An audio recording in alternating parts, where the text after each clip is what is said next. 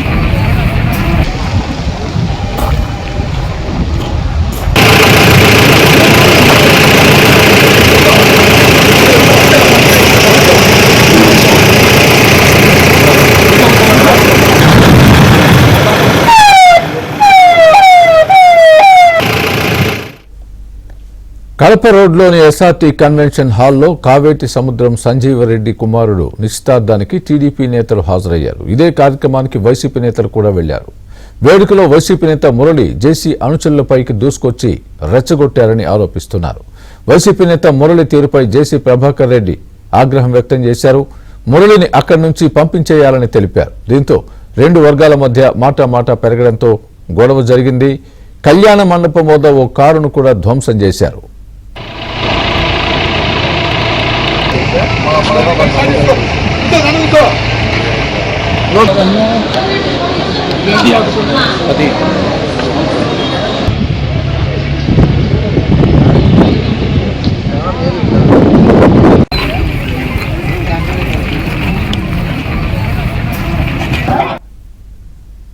ఇదే అంశానికి సంబంధించి పూర్తి అప్డేట్ మా ప్రతినిధి సురేష్ చెప్తారు. సురేష్, చెప్పండి, ఏంటి ఈ గొడవ కారణం ఏంటి? పెళ్లిలో రెండు వర్గాలు కలవడం ఏంటి? ఆ కలిసిన మీద గొడవ జరగడం ఏంటి? పూర్తి అప్డేట్ ఇవ్వండి.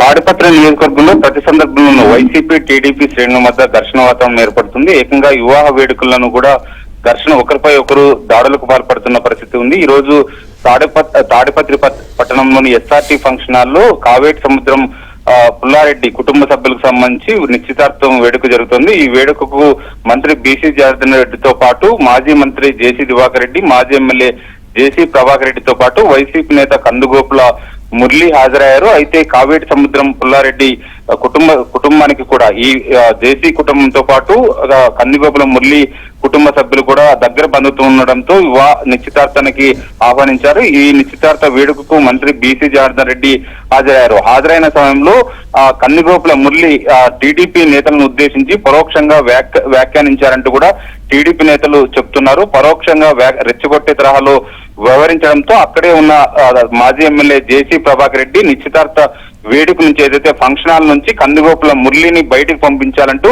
కావేటి సముద్రం పుల్లారెడ్డి కుటుంబ సభ్యులకు చెప్పారు. అయితే ఈ సందర్భంగా మాట పెరగడంతో టీడీపీ వైసీపీ శ్రేణుల మధ్య తోపులాట వాగ్వాదం జరిగింది. బయట ఫంక్షన్ హాల్ బయట ఉన్న వాహనాలను కూడా ధ్వంసం చేసుకున్నారు. దీంతో ఉద్రిక్త పరిస్థితులు కాసేపు ఏర్పడ్డాయి.